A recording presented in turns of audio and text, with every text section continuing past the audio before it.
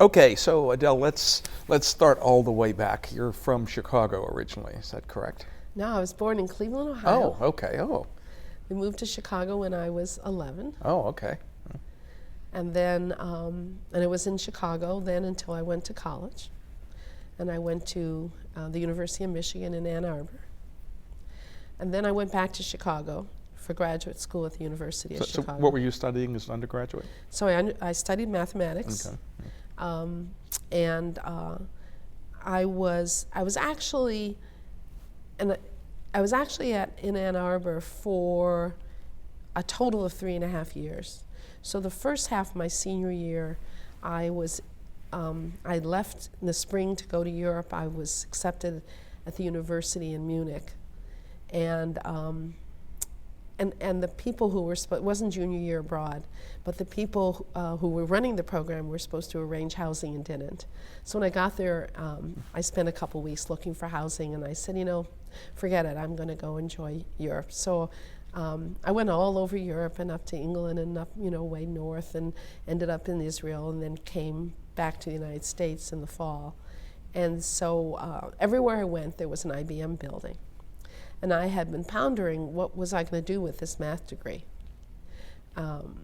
Because originally I was doing it to teach high school math, which is what my mother was trained to do. And I discovered when at the University of Michigan, to get a teaching certificate, you had to do a public speaking class. And I wouldn't do it. It scared me. So, which is amazing. Changed. Well, in those days, I didn't think I had anything interesting to talk about. It wasn't until you do something that's interesting to talk about that you can talk. So I never got my certificate. So I was thinking, what was I going to do? And I saw all those IBM buildings, and I thought, wow, I could live anywhere in the world if I could learn to do something that is important to IBM. And I had a cousin who was a statistician for them in New York, and he explained a little more. And I had taken already a computer class. In those days, we were punching cards. I remember them well. It wasn't really computers you embraced. But I got it in my head that I should get my bachelor's and then go get a master's degree so I'd learn more about computers. And I got a job at Michigan at the Center for Research on Learning and Teaching, working with Carl Zinn, who is one of the pioneers in computer-aided instruction. And he hired me mostly because in those days I knew how to speak German, and we were teaching German class, and it was an IBM 1500. And very straightforward programming in my mind. And I saw programming as the grandest world for problem solving. It's just perfect for me. And so I applied for graduate school and picked Chicago primarily to go home to see if I wanted to live in Chicago again. So it was sort of this go get your master's degree and it was 1967. And in 1967, I needed fellowship. Women just were not going into those fields. They were not getting fellowships until the universities realized, because they're businesses and they need students, that they were going to be forced into bringing more women in because too many of the guys were getting drafted. Years ago, Thelma Estrin told me that she had the same experience in World War II, that she got this wonderful job at UCLA running a lab there because the guys were all off on the war. And I said, it's too bad it takes a war for us to get in. But I did very well, and I was encouraged to take the exams to go on for my PhD.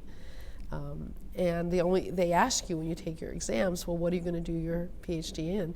And what I knew about was educational technology. That's what I learned at the end in Michigan, and it was still something interesting to me. And Chicago had mostly Atomic Energy Commission funding. They were building, this was the years of Bob Fabry and Maurice Wilkes used to visit, and they were building a machine they called the Magic Engine machine, something like that, capability-based hardware. And they didn't really have funding for educational technology. But one of the faculty, Roman Wheel, who's still there in the business school,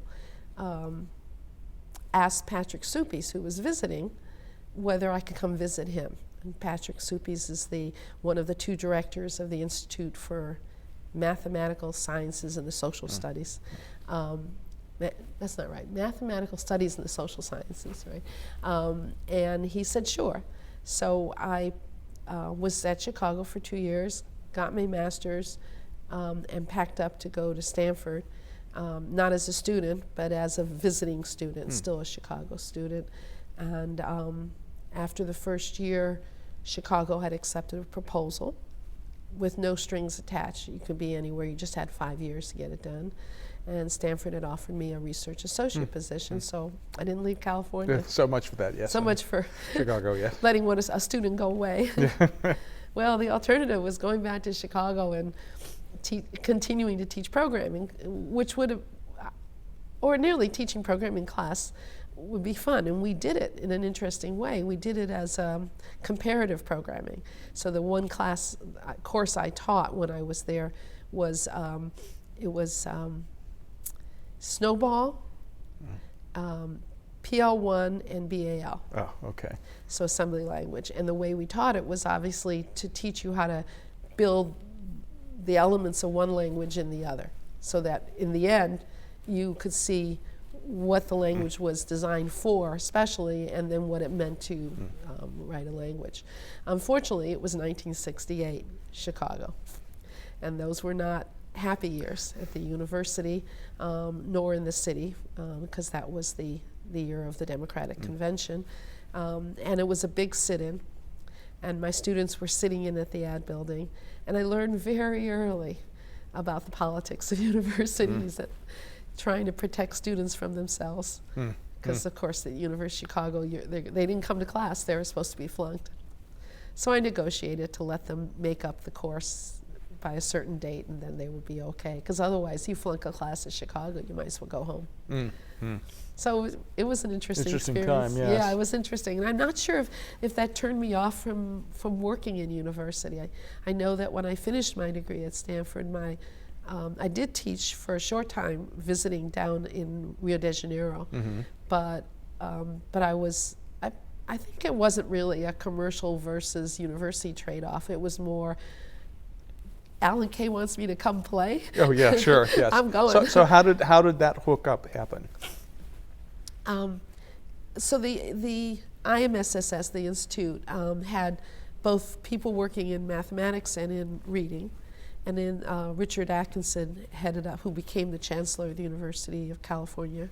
So there were a lot of graduate students doing some very interesting and novel work, but on the big timeshare systems.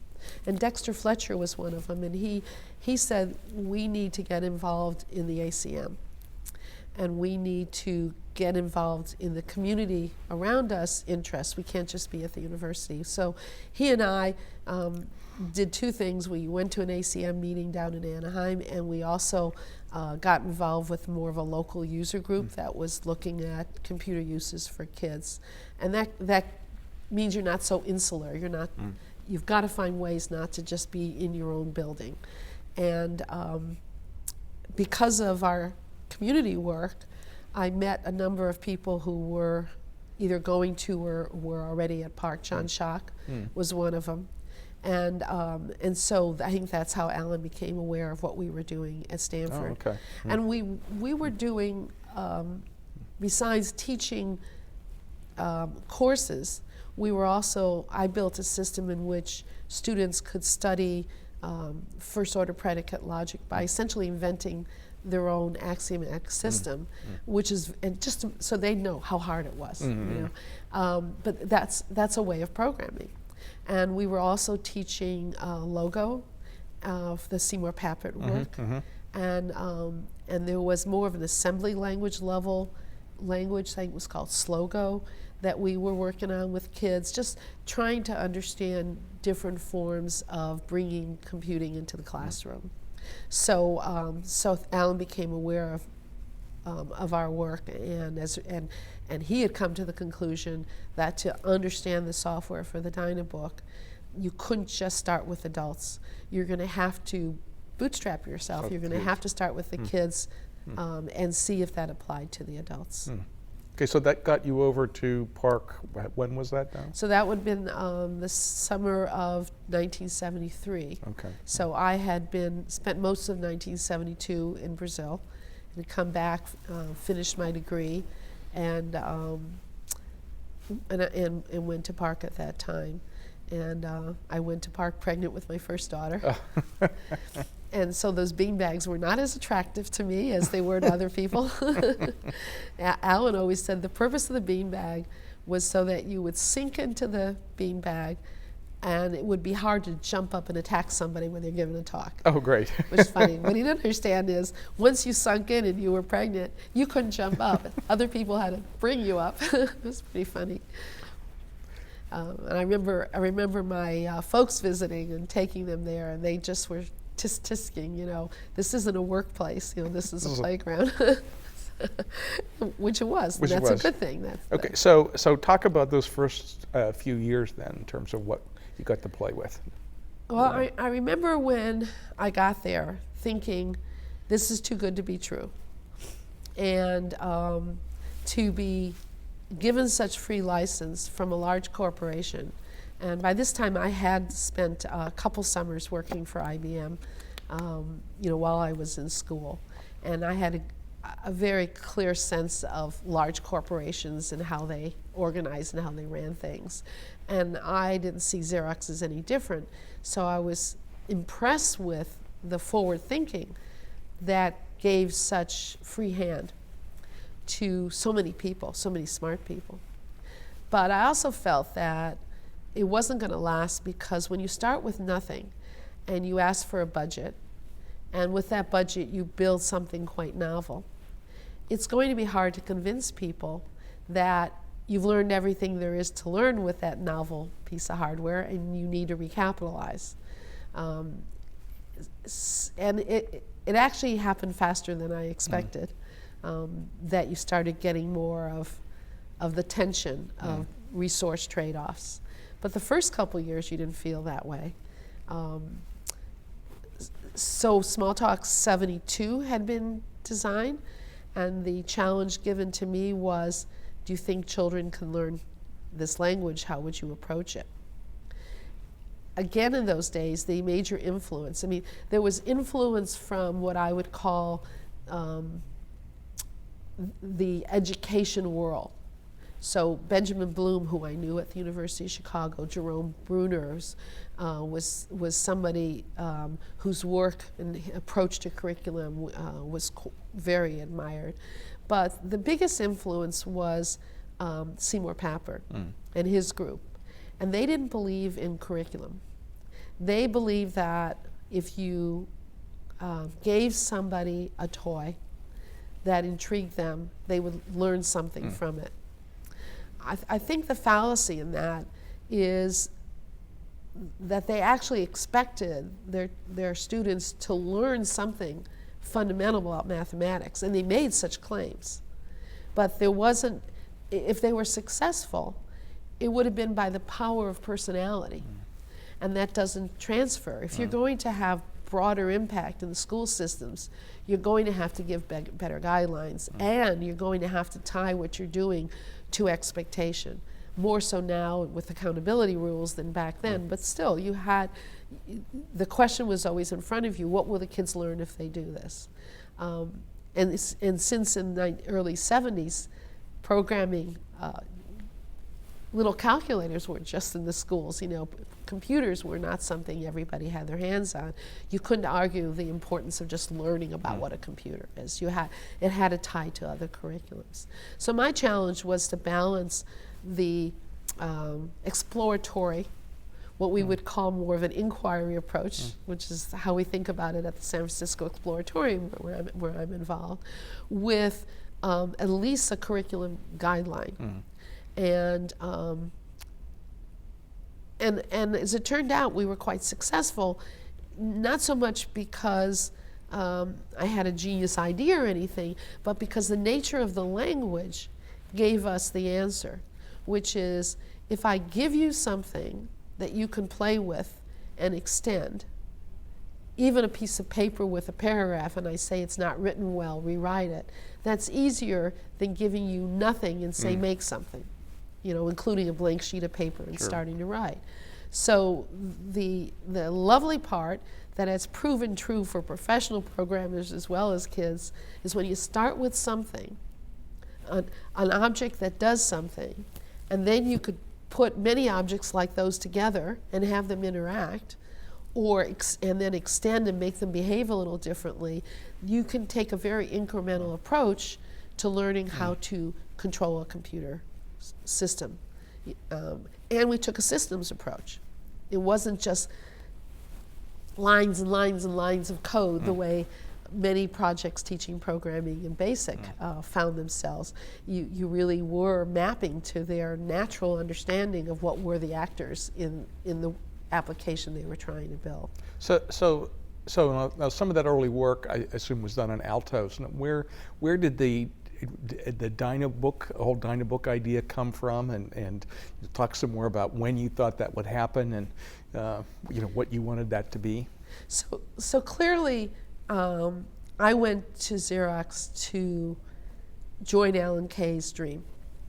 Having spent years and years doing educational work on timeshare systems, having spent many years working with the computers and tutoring in public schools, including here in East Palo Alto, the Ravenswood School District, I was not comfortable with this.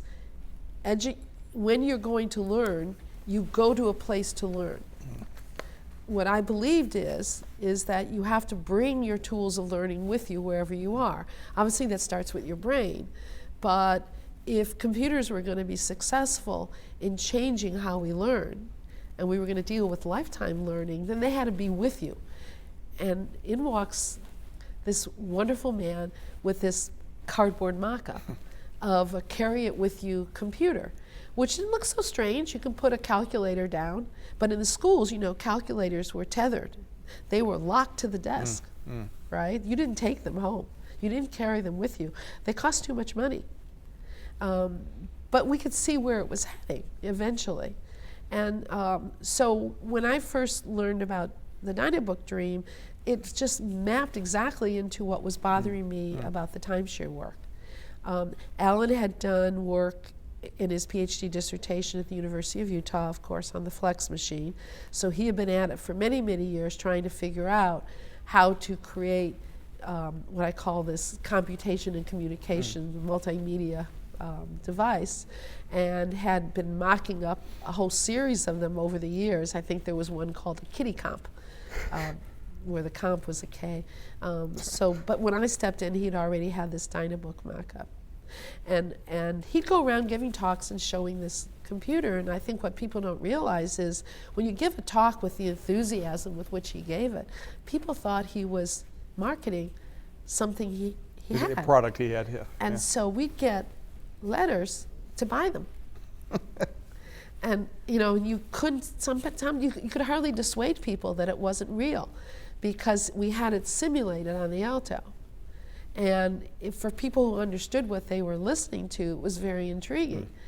But many people, as we've talked about in the past, many people just thought he was crazy, we were crazy.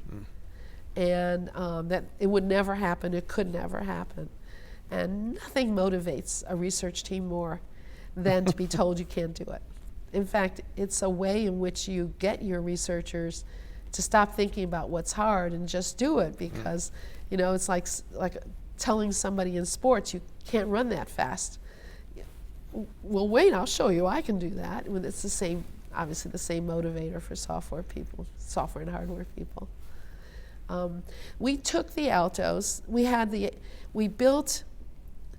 When I started at Xerox, we were in a building up on Coyote Hill, not the current building, and there was a basement area not being used. I think the Polos, the office group, were down there, but there was space.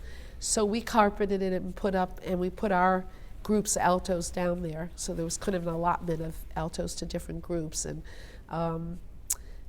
then we brought students. We negotiated with the school system for the MGM students, mentally gifted minor students, to participate in this experience. Interestingly, one of those students' parents lives on my street, where I live now in Palo Alto, and they said that that was the primary influence for him to go into computing later, which was, I hope he wasn't shocked to find out in those days when that wasn't what it was like. I'm sure he was. And we also arranged it so one of the students wanted to be the teacher. And so she taught a class, Miriam, and these kids were having a great time because some of them loved to paint, some of them loved to dream up ideas, and if anything we learned is not everyone had a program, but that it's a great way to teach kids how to collaborate with one another, that everyone could have a different role. We didn't use the word team, we didn't use the word collaboration, but they almost naturally fell into their role of saying, well, I don't really know how to do it, but you do. Here's what I want to see. And we did a lot of that. Eventually we and on weekends, Saturdays, we'd have class for Xerox's employees' kids. And that was a great way for me to meet the people in the other laboratories, because of course we had 2 computer laboratories, but we also had 3 others, chemists and physicists, and their kids came for class. And that was fun. And that allowed them to understand more about what we were doing, because otherwise you sort of wonder, what's the point? What are they spending money on? What's going on? Because it didn't look like hardcore science, which it wasn't. So what years was that going on? Whoa, 1974. I'm going to date this, for several years. The way I'm dating this, you'll laugh, because we ended up creating a resource center at Jordan Junior High School and taking the Altos there, which was a bit of a bureaucratic struggle, but I'll leave that for some other day. And I remember that I had a 1-year-old, and I took her with, and we had snow in Palo Alto, and the junior high school kids were having a snowball fight. And that was like in the winter of 74, 75. Yeah. So from 74 to 76. Smalltalk 72, which is what we were teaching at the time, was a very difficult language to teach. I understand the motivation behind it, but basically it had the core idea of objects were sent messages, but an object could decide to gobble up the message stream. So depending on each token in the message stream, something different could happen, which meant that you really had to mentally think through the implementation to know what was being said in the code. It wasn't easy to read the code. And out of that experience, I remember begging that we don't allow that, because you could gobble it up and evaluate, gobble it up and take it as is. I mean, there were all different ways of gobbling it up, and it depended on what the implementation of the message was and the gobbling. And adults, professionals have problems with that kind of language. It was beautiful because it was very iconic, and there was a lot of research going on at the time on iconic programming. David Canfield Smith's Pygmalion was one of the first languages for just expressing what you want to have happen with imagery. Not good solutions to the complexity of no screen space, however. Yeah, right. Yeah, So then I guess maybe talk about the sort of the changes that went on in Smalltalk deriving from that. So the different versions. There was a Smalltalk 72 which had that characteristic. Very small system, and the graphics was very oriented to line drawing. It was the turtle metaphor from Logo. We had Myrtle the turtle, and that was a little icon. And so that was fun for the kids for learning to draw, but limiting, very limiting. And so in parallel to language design, there was a lot of work on painting systems and animation systems and music systems to be integrated. So we kind of did them in parallel and figured out how to merge. 74 was a new implementation. We'd started out on Data General Novas. programming in BCPL. So I think the Alto initially emulated BCPL. So the Smalltalk bytecodes would then be interpreted. So there was a new implementation in 74, and then in 76 there was a new language, which essentially did away with this gobbling. Still had the icons. And it was in Smalltalk 76 that Dan Eagles did the first bitblit, which is the block transfer of bits, which is the underlying system code for being able to manipulate the bits on a bitmap display. That bitmap display was supposed to be a simulation of what we thought would happen in a flat panel display, but it took a life of its own. Things like that happen. I always say to people when they're fretting about some project they're going to do or some new job they're going to do, quit worrying about failure. Failure's easy. Worry about if you're successful, because then you have to deal with it. And Smalltalk 76 is where there was some history, but some very beautiful examples of galley editing was done. Diana Mary did some wonderful implementations of a galley editor that mixed the text and pictures. And I remember we were going to have a big demo on a Dorado with some corporate people. So we wrote a text that described essentially how paper flowed through a copier duplicator. We were starting to get the idea that we better figure out how to explain what we're doing, less in educational terms and more in how it would benefit the corporation. Something I think would have been good to start with, but hindsight is so smart. And I did an animated sequence of the paper flowing, so you could actually see the still frame all labeled to look like a still one, and we just shocked them when we hit a run button. And I think the one we surprised the most was a PARC guy, was Bob Spinrad. You know, he was quite surprised by it, and that was very that felt good, you know, to have a little surprise. We did. So you mentioned Dorados in there. Why don't you talk about that a little bit? When did that come in? So basically, after the Alto, there was a series of hardware designs done in the computer science lab. Alan's group with me in it were in the system science lab, and our manager was Bert Sutherland. And then in the computer science lab, the initial manager was Jerry Alkine, with Bob Taylor as sort of associate head. I'm not sure what his title was exactly. Frankly, given his history at ARPA and funding at ARPA, I think everyone deferred to him more as the head, and Jerry more as the liaison from corporate. And Jerry had come from Bolt, Bernick, and Newman. And actually, so they built first a Dolphin, and then the Dorado, and then the Dandelion, which became the hardware system for the Star Workstation, which was announced in 1981. So that's a lot of machines being designed from 1972 up, you know, in a short amount of time. Because we weren't getting recapitalized too easily, one of the things we discovered is you could take all your Altos and sell them to somebody else within Xerox.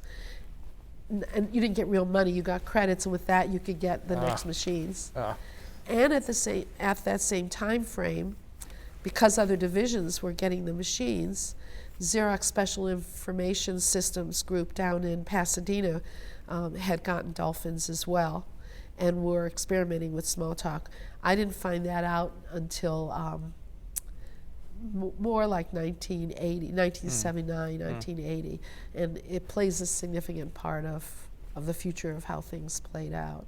The other hardware system that was a follow-through was a note taker.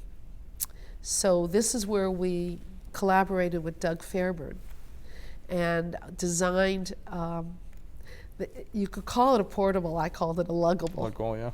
And it wasn't physically that different, you know, in terms of size than the Adam Osborne machines. You could carry it with you, lug, put it under the seat in coach. I understand that you couldn't do it in first class. It was apparently too tight. And Larry Tesler did that. It had batteries. It had dual process 68000s in it, one of them managing the bitmap display. What we were trying to do was move closer and closer to the Dynabook idea, while the other machines were getting bigger and bigger. I mean, a Dorado, you needed Forget that. Yeah, air okay. conditioning for that Yeah, yeah. Echo machine. And I remember in 1977, in 1976, the Smalltalk system really pushed more to have a class hierarchy. So objects were described in terms of a class of objects, then you created instances of the class. Those were the active objects.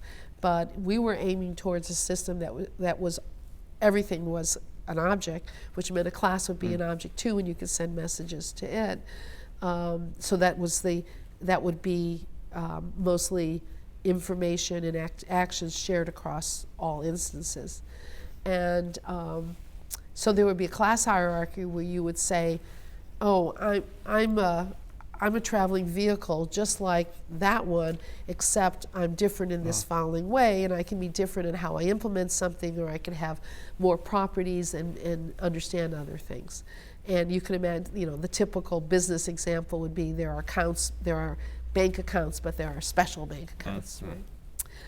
So we had this whole thing laid out, and it was very compelling because it fit right into the curriculum ideas for how to teach kids. Give them a starting point and really help them learn how to refine it.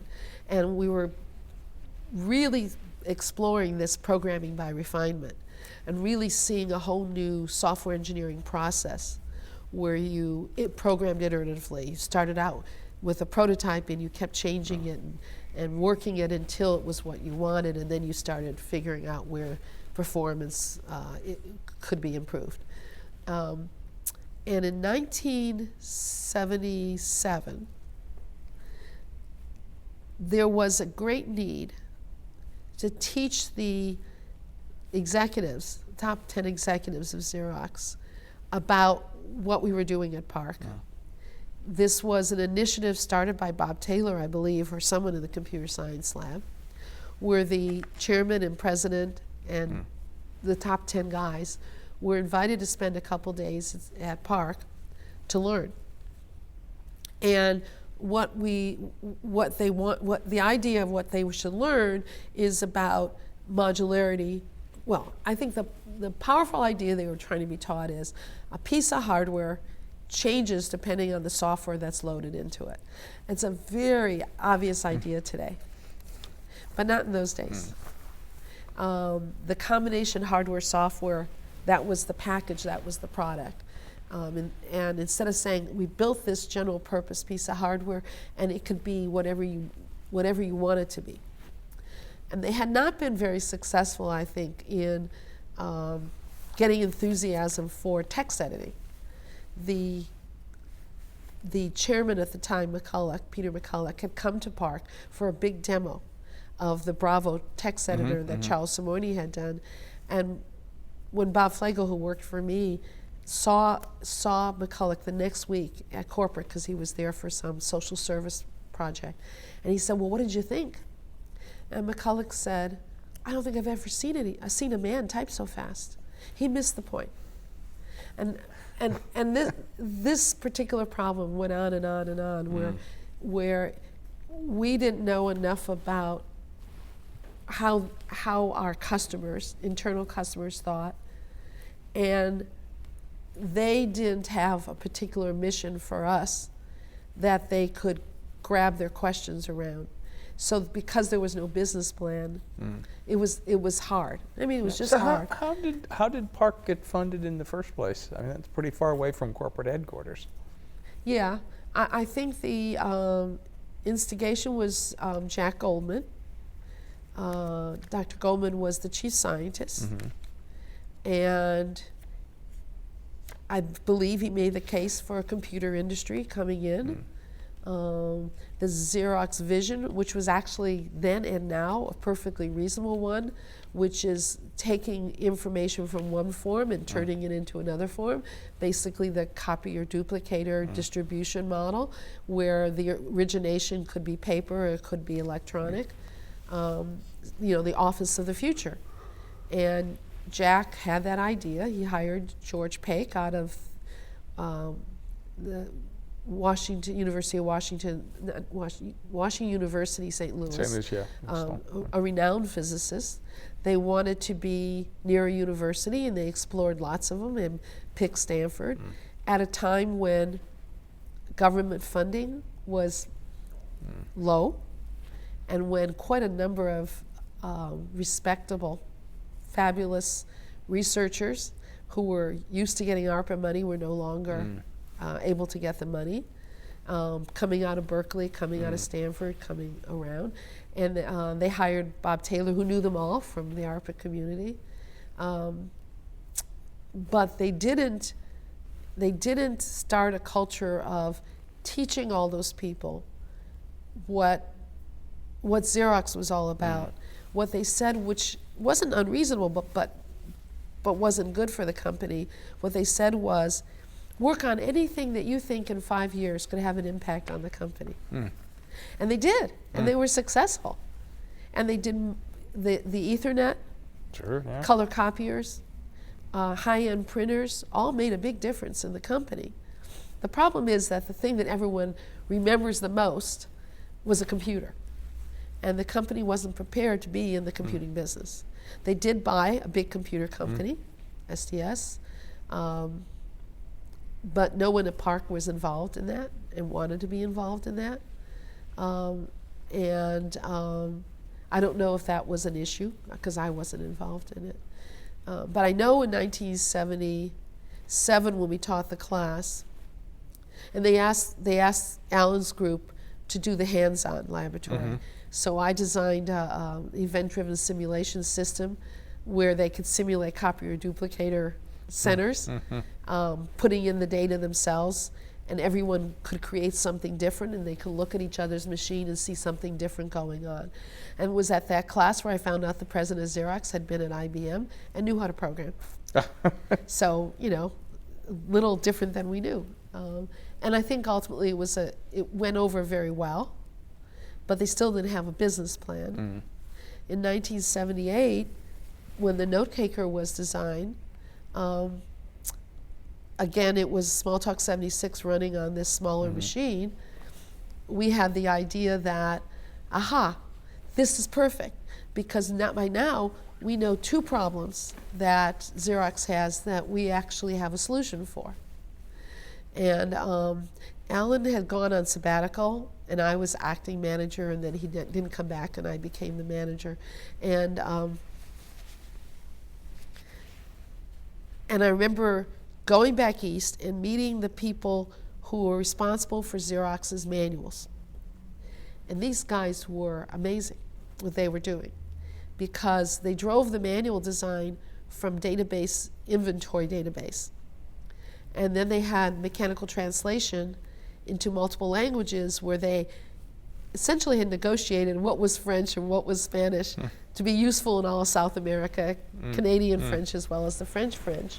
And they had a technique for idiomatic expression that allowed them to do the translations. And so we said, what problem do the tech support guys have? Because Xerox was getting a quality problem with the customers. A tech support guy would go in to fix a copier, and he wouldn't know how. He needed to look something up in the manual. And the only way he could do it was to go out to his car, open his trunk, and read this huge set of books that weren't up to date. Obviously weren't up to date. But they had the database. They knew they could have. We said, you can dynamically do that. We can put all those books on a little computer. He can carry it in. He can lie on the floor looking at stuff and looking at the diagrams on our little computer. We have this bitmap display. And I'm afraid they thought we were crazy. And we even said, maybe somebody could help us, and we'd hook it up to by this time the duplicators had little Ethernets inside of them. We could just hook up and have a diagnostic tool. Either we didn't express ourselves very well, or they just didn't understand. It was a very big disappointment.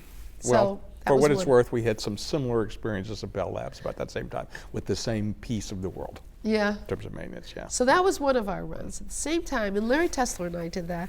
And the other thing he and I did is, for some reason, we were invited onto a planning group of the Xerox publishing group. And Larry recommended on-demand publishing. And this was a group that was really quite innovative, because they were looking to publish videos, and they were doing all the sales support. And I remember taking Xerox sales training at Leesburg. I mean, we got ourselves involved. We said we have to be more involved. But they too didn't think that on-demand publishing was a very good idea. And it's taken till now. I mean, it's taken a long time. We were always so far ahead of, the market. We needed to figure out how to get to the market. So so we had Smalltalk 76. It still had unusual characters. We had given lots of demos. We were giving talks. And XSIS from Pasadena had brought the CIA in. And it turned out they were doing a project with them to invent a whole new approach, workstation approach for analysts. And they were doing it all in Smalltalk. And I remember going, it was a combination of people at Langley and at NPIC, which is the National Picture Interpretation Center. Yeah, I know. And I remember meeting this gentleman who was by profession a photographer. And he showed me this prototype that they had been working on. And the first thing that floored me was, I thought they were supposed to tell us when they took our research and started doing something with it. But the real thing that floored me was, there were no books, there was no documentation, there were talks. And in those talks, we would say, if you want to know how to do something, you just look and read the code, and it pretty much self-documents. I mean, we were so full of ourselves. And, you just interrupt. And I said to him, whoa, wait a minute. It was a different user interface. Ultimately, it was the very first spreadsheet where the spreadsheet was an object and all the cells were objects, and therefore a cell could be a spreadsheet. In those days, they didn't have that. And it was all hooked to a database, and it was all getting, CIA data coming down. And it was a remarkable tour de force. And I said to him, I don't understand how you did that. I mean, I just couldn't believe this non-professional. He said, well, I'll show you. And so I said, okay, hit Control-C, which is how you then get into the code and interrupt it. And I remember saying to him, that is the ugliest piece of code I've ever seen. And he said, oh, that's okay, because it does what I want it to do. And the professionals down at XSIS are going to rewrite it all. This is the spec. Suddenly the prototype became the spec. And it didn't matter how. What mattered was what. And I talk about learning from your customers. That was the beginning of my getting interested in having customers. Alan never wanted to have customers because you have to support them. Yes. And if you support them, you're going to do what they need and not what your vision is. I'm sure to this day he is livid angry with me because I marched down a software engineering row and got customers. But we weren't stuck. We just needed more ideas. We needed more participants. And then So then that's about the time, Smalltalk 80 time, right? Yeah, but Smalltalk, yes, it was almost Smalltalk 80 time. It was time for the next language. And the question was, how far would we push the uniformity? I wanted to do more on non-proprietary Xerox processors. I wanted to understand, if you're going to have a language of this type, did you need special hardware? There was actually an assumption that you did. And I just didn't feel that we would learn that unless we brought in outside computers. This is also the time of the Sun Microsystems startup. Yeah, sure. So Andy had done the work at Stanford. In fact, I was one of the earliest purchasers, and I got the money by selling off all of our machines, all of our, Xerox machines. And I know, I wasn't a pariah, but I know, because Bill Spencer, who by this time was in charge of PARC, would come and tell me, they're breathing down my neck again about my letting you buy those machines. I said, but you know the answer. We can't just let the world go by us. We need to understand. And we need to know if the software we're doing will run on these and run well on these machines, or whether we need to do special processors. And at the same time, the small talk on a RISC machine, the Spark, was being done. Stuff, yeah. It was Dave Patterson and Dave sure. Unger at Berkeley was going on. So I got it into my head that we should do the next round of small talk in a participatory manner, more like what you'd all know as open source. Small talk in the flavor of the code was always there is open source in that regard, but it wasn't being built by a community. Sure, yeah. And Bert Sutherland was my manager, and I said, I don't want us to do all this work without permission, because I think this time we need to publish everything. Alan had his hand slapped when, in the early 70s, help me with the name, who did the Whole Earth catalog? Oh, Stuart Brand. When Stuart Brand came into PARC, and there was a book, Cybernetics 2, half of it was about the secret company, and he had pictures of PARC and so there had been publicity that hadn't been properly signed off on, and so there had been a bit of you don't get to publish for a while, period, and I think Alan took it too seriously. He didn't like having his hand slapped, but we did start publishing again more in the '76 time frame. Including the personal and dynamic media paper that Alan and I did for the computer software, IEEE. But I wanted to go to corporate and ask for permission. And it was a little risky, because you didn't know what would come back. There's no reason for them to say yes.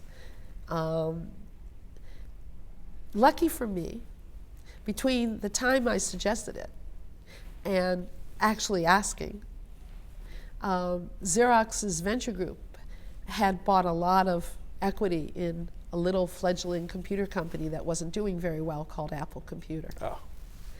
And they had arranged for the Apple executives and then later the Lisa programming team to come for a visit. And I kind of parlayed that into, well, you're willing to give it away, you're not interested. And I wrote this motivator about why we should be able to publish it all. And because we were planning to write a book, and we were planning to have this community implementation event. And I think it went to one of the principal at the venture group, who then asked Jeff Rulifson his opinion. Jeff was on some special leave from PARC to corporate, and he wrote oh sure, publish all this. So I had it on paper. Safe. And so then with Bert's help, we enlisted Tektronix, Hewlett-Packard, DEC, and Apple, but not Intel wanted to do it. But the rule was you must have an internal software team that works with your hardware team, because the question we were asking wasn't, do you like the language? The question we were asking is there anything about hardware that would make for better performance? And then we worked with the folks at Berkeley and with Elliot Moss at UMass and Ralph Johnson in Illinois. But basically, the initial release then went out, and we ended up with a spec for the implementation of what was Smalltalk 80. So of course we were forced into straight standard ASCII, because not everyone was going to have control over their fonts who could then have, now they would, but back then they didn't, so that we could have all these special characters. And I don't know that the special characters were all that important. They did give a fun flavor for the kids, but Smalltalk 80 then, we tried to write as one book. and with the whole team, and that didn't work. But we had nice write-ups on Steve Wyer's Find It, which was one of the very first efforts to explore, can you find things, browse and find things, information on an electronic book versus a hard book. He did that as his PhD in the education school at Stanford. We had all the work going on with constraint-based programming, ThingLab, and Al Borning's thesis.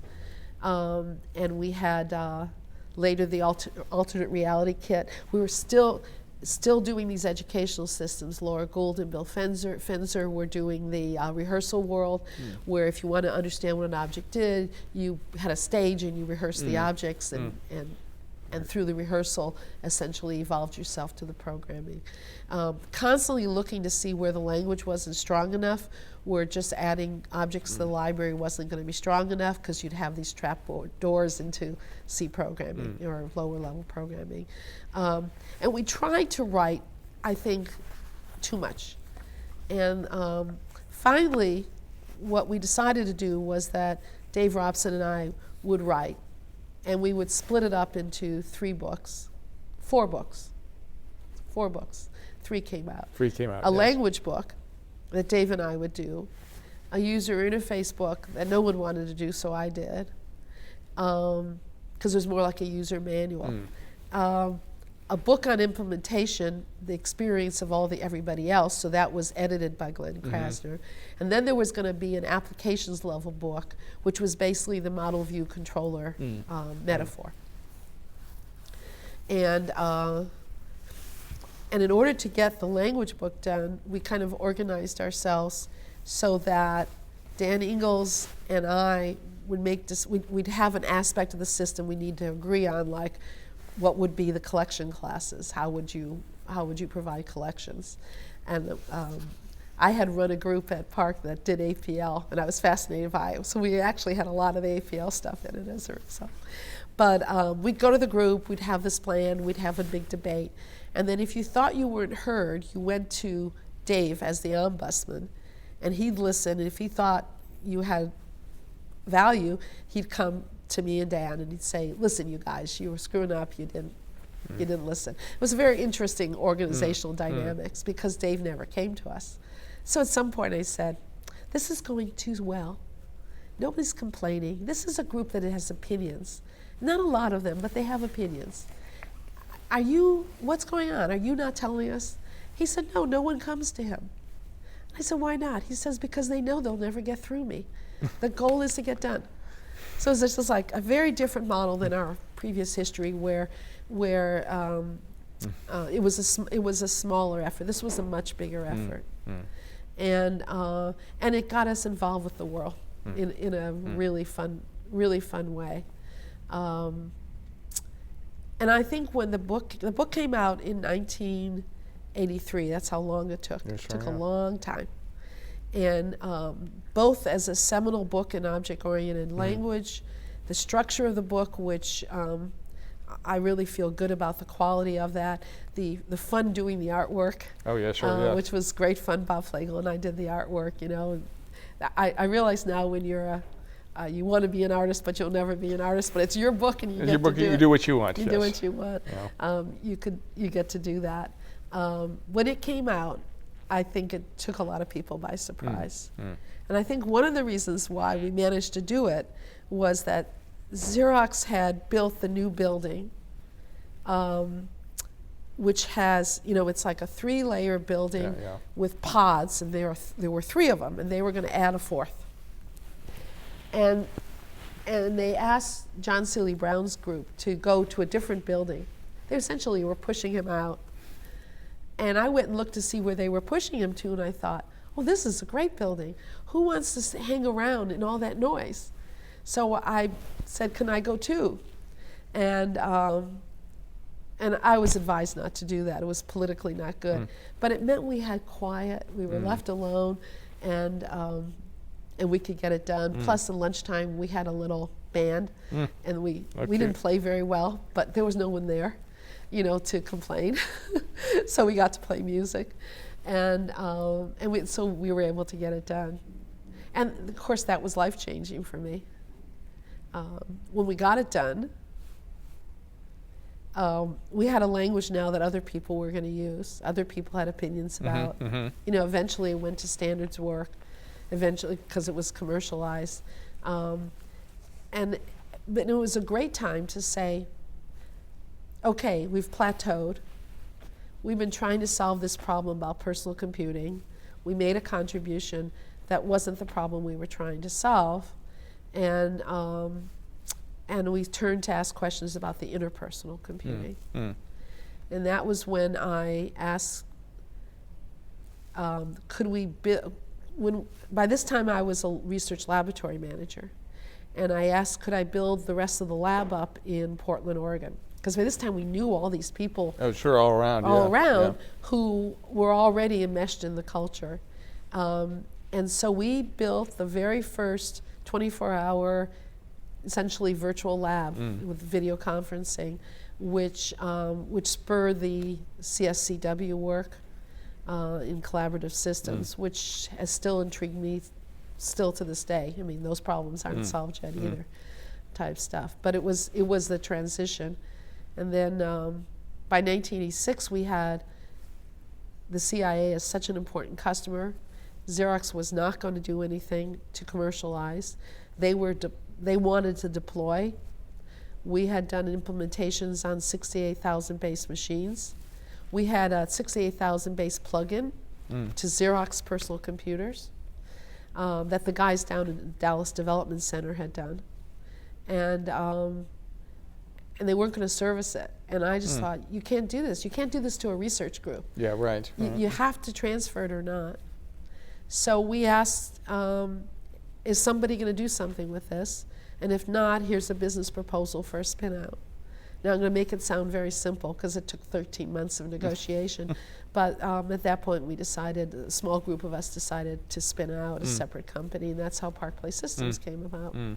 With the deal, I mean, we had a business plan where the CIA would be less than 10% of our business, and we were always able to maintain that. Okay. And nobody but me ever had clearances. So it met everybody's needs because the government wanted commercial off the shelf. Sure, yeah. So it was perfect. You know, there wasn't a problem there. And we started Uppsala in 1986 in the ACM. You know, I was president of ACM. I was going to ask you about that. You should talk to them about the ACM involvement at some point there. Yeah, and so the CIA would come to the trade show and show everything they were doing. It was not black, which, you know, people felt pretty good about.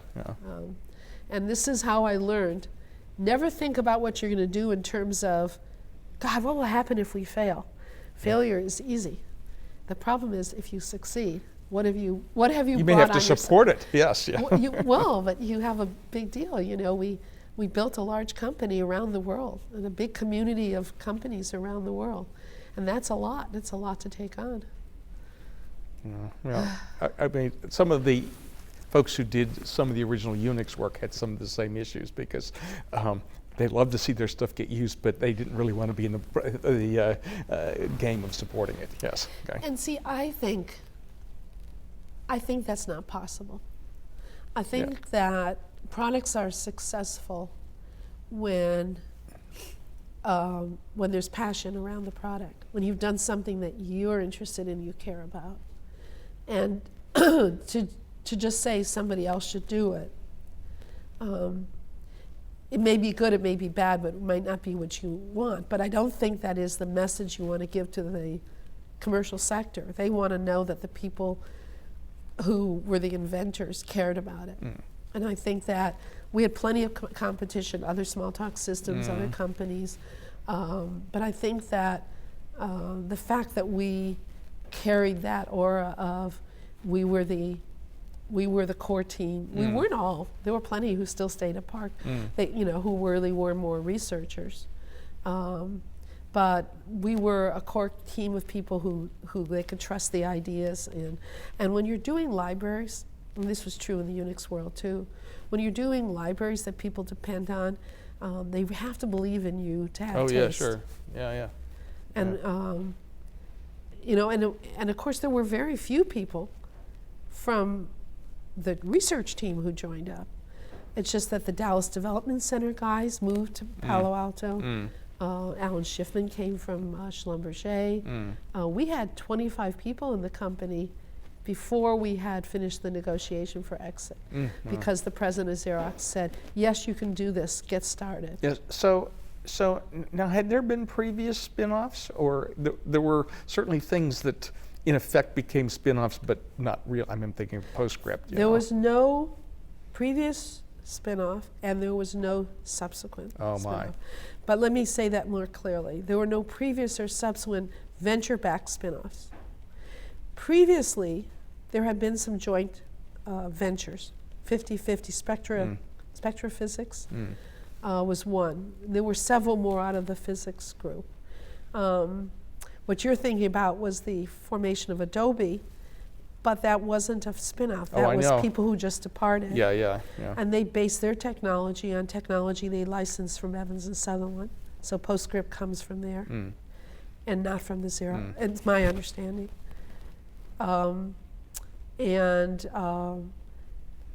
There was a company formed to make the mouse. There was a company formed to make the Altos. In fact, I was going through materials recently and found a nice letter from the man who headed up that company when he years later saw my picture in Forbes. So there were lots of these companies, but they weren't Xerox companies. When we were trying to spin out, Xerox had an innovation board that you went to and you presented to. They were responsible for saying, oh, you have an idea. We would know if there's anyone in the company. If not, we'll make a decision. So that's how we got such a quick decision. And we negotiated for that time period kind of the cost to Xerox, so that translated into equity that the venture group had. But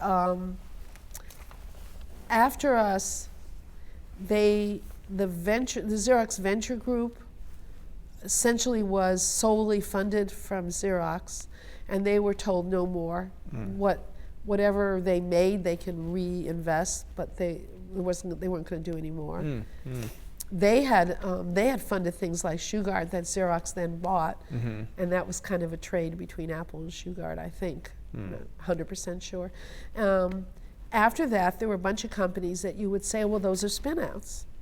So is my understanding, every one of them, Xerox retained an 80% ownership in.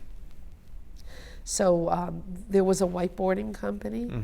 There was a virtual rooms company that eventually I think Microsoft bought. And there were some ones that didn't make it. I guess the whiteboard company didn't make it either, although it's a great idea. There are other companies that do it. And but those were not what I would call venture-backed. Sure, yeah. The employees didn't have enough equity for this valley to keep them interested. Yeah. No, it wouldn't work. So we actually left Xerox in, I know the exact date, it would be March 18th, 1988. It was the day we signed all the papers with everybody. And it was also complicated because the Fuji Xerox in Japan had rights to any commercialization. So they became our partner in Japan. And the reason I know the dates is I know the date that Apple sued Hewlett-Packard and Microsoft. That was March 17th, St. Patrick's Day. And I had a board member, an old friend of yours, Ben Wegbright, who had said to me, Adele, when we finally exit, I think it's important that we have an article in the Washington Post. And I said, but Ben, those are always little pictures of little birds and stuff, you know. He said, no, you should have your picture in there. And he got his wish, because there was an article about the lawsuit and how Xerox had just spun it. It was just a very coincidental situation, but he got his wish for his little article. It's very funny. You know, you never know. You please people, you don't even know. You never know, yeah. Okay, so, all right, well, so that was certainly a shift to running a company. Talk about that experience, because that's different than hanging out, having a good time in a research lab. Yeah, and with some hindsight, it may have not been the best thing to have done. I mean, no, I'm just teasing. So I had a number of options in the early 80s. I had been the editor-in-chief. I'd gotten myself involved in ACM, and I had been on the special interest group governing board. And that came about because when I was at Stanford, one of my Stanford colleagues had encouraged getting involved with ACM as an obligation. So I started out more with the special interest group on computer uses in education, and I went to a meeting, the chairman of the SIG board. I met him, he was local here in Palo Alto, and he asked me for lunch and asked me if I'd come on the board, and I said, I bet you don't have any women on your board. And he said, that would be correct. And I said, you're asking me because you want a woman on your board? And he said, that would be correct. And I said, I'm going to say yes because you were honest. And it was great fun because I met a lot of people in different fields, and you got to learn more about all the computer science specialties that you don't, unless you go out, you don't always get to touch all That's that. right, yeah. And Addison Wesley, a lot of them had written books with Addison Wesley, and they used to take them all out to dinner and wine and dine, so I'd be invited. And I'd say, I'm not one of your authors, I don't have to come. But then when we went and did the books, I knew the publishers, and they had it in. They were smart. In '82, I became the national secretary. Oh, no, so in '79, I became the editor-in-chief of Computing Surveys. Yeah. And off of the SIG board because I went on to the publications board. So I learned a lot about computer science, academic politics, reconfirming how much more fun it was at PARC. There's just so much more to being a professor than teaching a class and doing your research. And then I did that till '82, became the national secretary. When the president was David Brandon, he had been the chairman of the SIG board. And then I became president at a time when ACM was having financial issues, where what they were budgeting to spend was in excess of the revenue coming in. And for some reason, they didn't understand that's easy, you just don't spend it.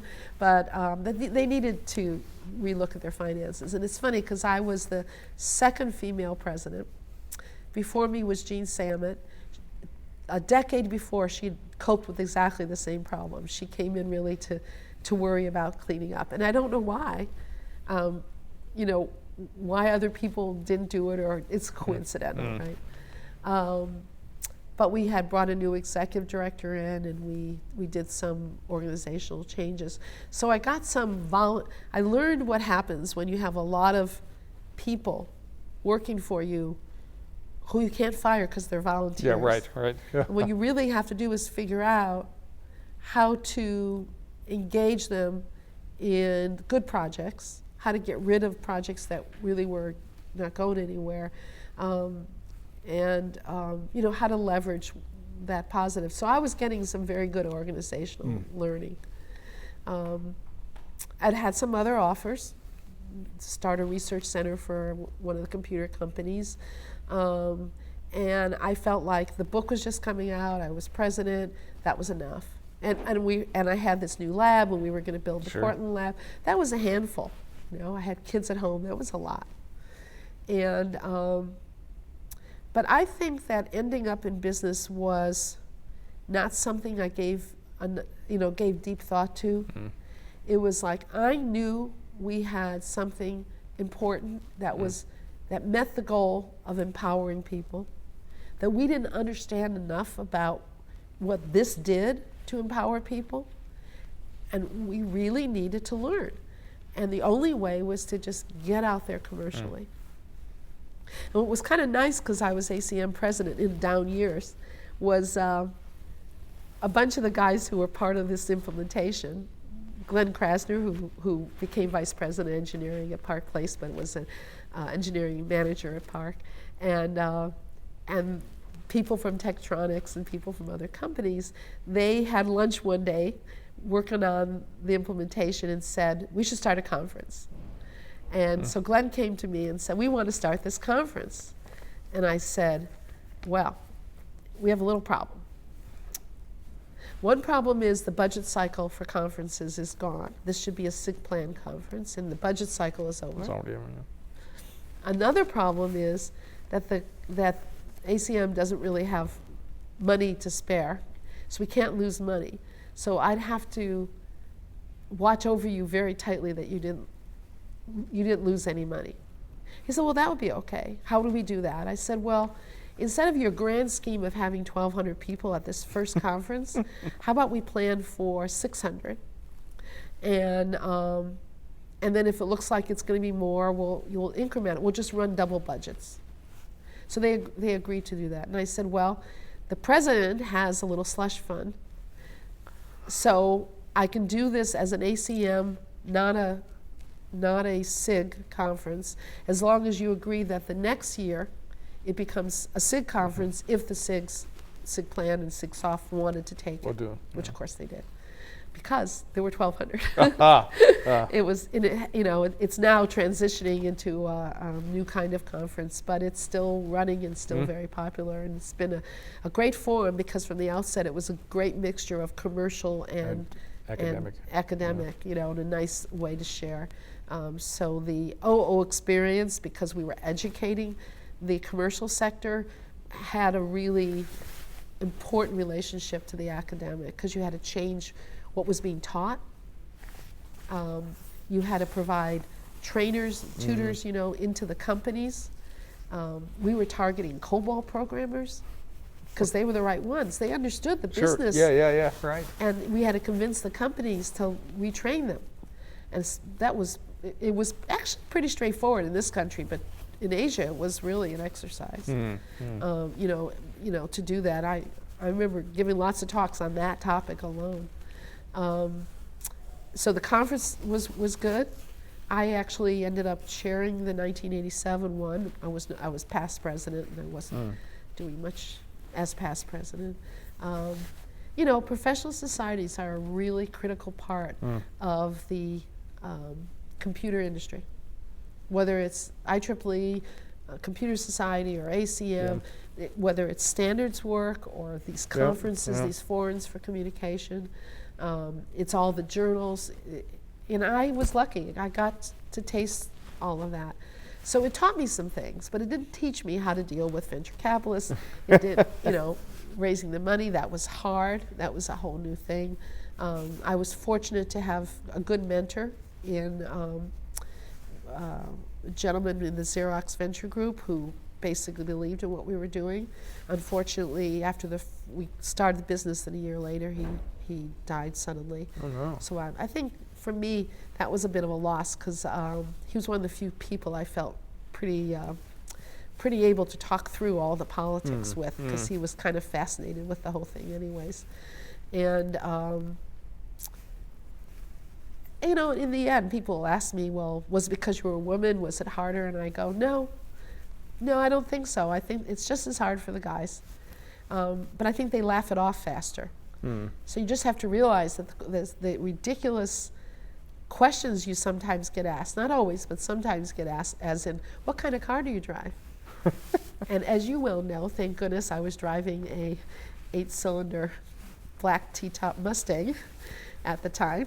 Was the right answer, because it was fast. It was powerful. And somehow or other, that was the psychology they were looking for. I mean, it was kind of funny. Or they'd ask, what were the conversations you had at the dinner table? And I said, thanks to my father, I know everything there is to know about the Teamsters Union from management's perspective. But it's not the same as what they were expecting. They were trying to figure out what you knew, type stuff. But it's hard work to have a company. It's day in, day out, and it's a lot. And I think I could have had a little easier time of it in the 80s and 90s if I hadn't done that. But at the same time, I learned an awful lot. So talk some more then about how ParcPlace progressed, and what sort of customers you found, and what challenges you had then, because that is a big shift, right, from a comfy research lab to running a company. Yeah, it was, but as I listen to what I've told you about the story unfolding, because I've not done this before, I realized that a lot of what I was doing towards the end, or in the 80s, was trying to tie our work more and more to Xerox and its business needs.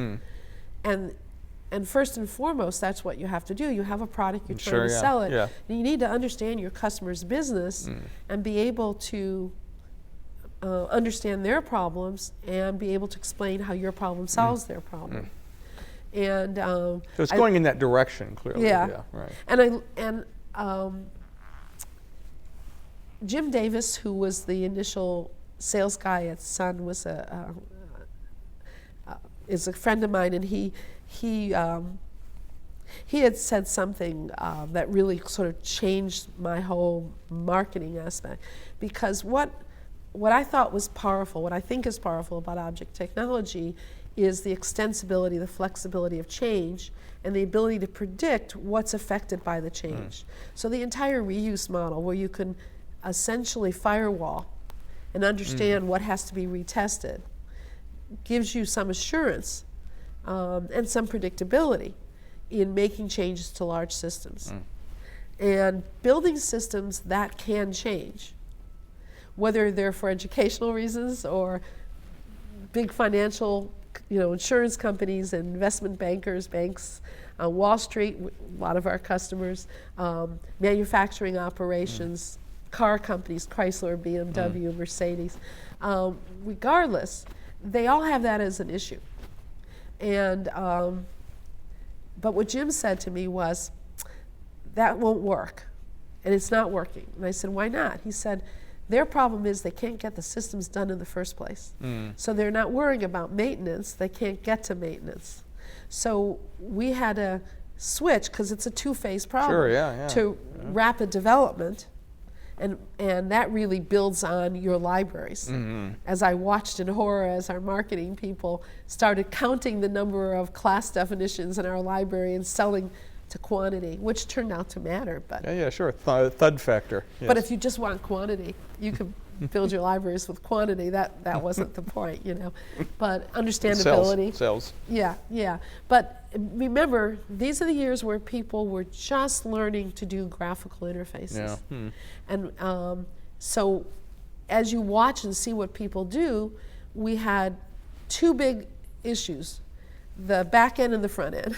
So you have this system, now you need to make it easy to construct the front end.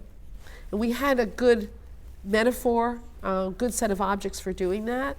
And so we turned to graphical programming, graphical construction kits to create your graphics. And that's when the product, which was called ObjectWorks, which I remember hating when I first heard it and realizing now that Doug Pollock, who was the marketing sales guy at the time, was a genius. I mean, it's really a good name.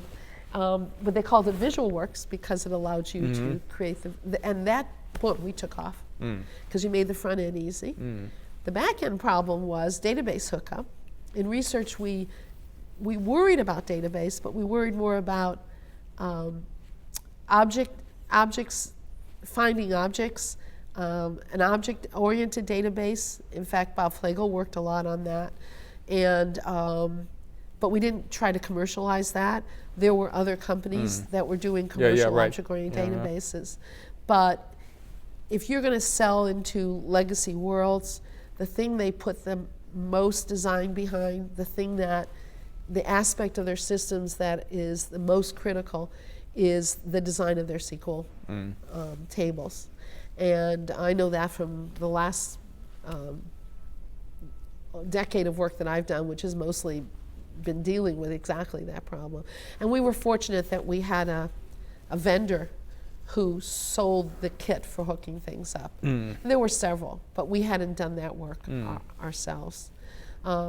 There was some ugly fighting going on too. You think you were in the kindergarten, not even in college. The fights between the structured programming methodologists and the object-oriented methodologists.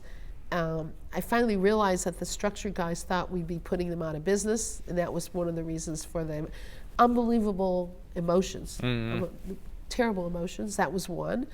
The other fight was, especially in the government sector, I had somebody from one of the government contractors tell me I was awful, I was ruining their business. And I said, let me see if I can characterize your business for you. We were down in Florida. We were in the behind the scenes at Disney World, where there are conference sites. And we were in the hallway, and this guy says this to me, and I said, here's what I think your business is. I think you pitch to the government a 4-year project with 400 people that you know that you'll be able to fund for 4 years, and you underbid it, and you have to get more money, but they're 4 years in, so they give you the 5th and the 6th. That's your business. He said, that would be correct. I said, then I'm going to ruin your business. And he came into the meeting arguing that you can't use an object-oriented approach because it means you're reusing. And if you're reusing, you're not meeting their requirement, this is intelligence community, to compartmentalize, where just the names of the objects were part of the secret. Oh boy.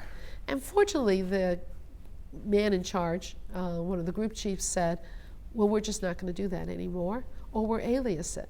But we're going to reuse. We can't afford this any longer. Yeah, yeah. So, I mean, those are the kinds of things you learn about, is, you know, when you have a customer issue going on. But the analyst workstation was a very important application, spreadsheets and text editors that were being done. One of the Wall Street guys built a whole framework in which you could design financial instruments. I know from those 2 cases alone, because I used to go, they're spending millions between software and training and consultants helping them build. I sure hope this is worth it to them. And every one of them told me 10 minutes deployment, and they got back 10 times. You know, that was part of, you talk about learning, you know, millions mean nothing when what you're playing with is really a lot more. You know, what's at stake is a lot more. And some of it's qualitative. There was a conference on the West Coast that Steve Jobs gave a talk at.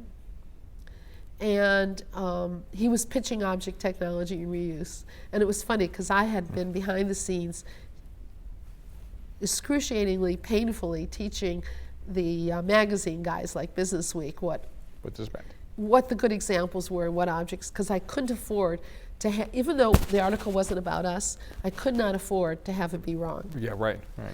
And so Steve got up and he says, well, you wouldn't take an existing system, like you wouldn't take your existing payroll system and rewrite it all. I mean, that makes no sense. It's going forward with new things. Then he gave his usual good fun talk. The next speaker was one of our customers from Chrysler. And he got up and he said, we are rewriting our payroll system. And the reason? Inflexibility. Basically, you can watch Chrysler as probably one of many examples, having a bad relationship with the unions, because the unions would make what, in some perspective, were perfectly reasonable requests in terms of compensation changes. And Chrysler would want to say yes, but they knew they couldn't do it because they couldn't implement it. They couldn't implement it. So what they wanted was to be able to say yes to the unions by having a flexible, extensible system. It was one of the best examples I had ever heard. And that's what I meant by finding out what your stuff is good for, right? Let your customers tell you, you know, type stuff. So we were all learning. So in a sense, it was still a learning environment. And I think that's what sustained me, you know, through all of that. After VisualWorks, then we took off enough, 4 quarters of profitability, and we went public. I'd hired somebody else to run the company. He and I didn't get along very well, so I left. Oh, then we merged with one of our competitors, with Digitalk, and I could see the company was going in a direction that wasn't going to be fun for me. So it was time to leave. So how long were you? How long was ParcPlace for you? I think I stayed on the board until '95. Okay. And it was only a couple years later that, very quickly, that they sold. You know, for me, I learned a lot about board structures and how complicated it is in a venture-backed board when they wear multiple hats, they won't take actions. You know, there were a lot of issues there.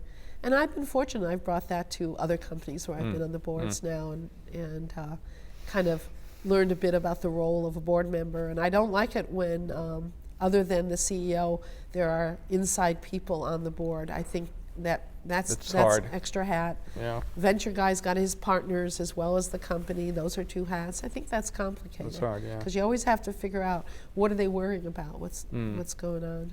So then what was next after that? Well, then Mitsubishi, which was one of our customers, through Mitsubishi Research, well, Mitsubishi in Japan, but Mitsubishi Research in Boston area, got interested in the virtual community problem. In essentially one of the big outcomes of doing ParcPlace, which could have been, which I think was a bit of an error on our part not to understand, which is when you are in research or you're thinking about onesies, the nature of the programming situation is clearly different than when you have a team. And 2 people can do fine. When you get to 3, then you have code management problems. And you have, you just have coordination problems. Sure, yeah. And that's true in software. There were good solutions in the Smalltalk world done by another company. Envy was an example. And then we were doing our own in-house work funded by some of our customers because the Envy approach was one particular style and we had some other ideas. But if you extrapolate from that and look at it more broadly, that particular problem, which is it doesn't matter how clever your language is, it doesn't matter what your libraries are like, it doesn't matter whether your visual construction tools are like. In the end, there's going to be a team. They're going to need to collaborate. They need to have a shared vision. I had written a book done some studies and written a book with Kenny Rubin on specifically this problem. We got the book right, but we got it in the wrong order in terms of what you do, but that's part of the learning. And so it was like we wanted to understand, well, it's hard enough when they're all in the same building. What happens when they're in different cities? Sure, yeah. And that's very costly. And we had learned a bit in the Xerox experience that you really can tie people together in multiple cities in a way that felt fairly close. And have a sense of team. There were some tricks to it, but you could do it. So Mitsubishi was more about manufacturing engineering development. They were interested in the problem. So they offered to fund, I think we got like $4 million from them, to do a multi-year research project. And so we actually built one of the, designed and built one of the very early online project management. A little bit too researchy, a little too clever, you know, from what was ultimately commercialized.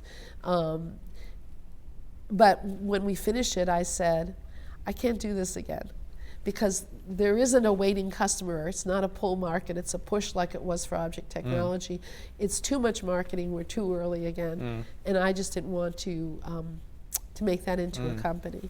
And I had at the same time concluded that the primary interests in these kinds of systems were going to be, if it wasn't just lists of things that were being checked off, but serious collaboration, going to work best in worlds where there's compliance obligations.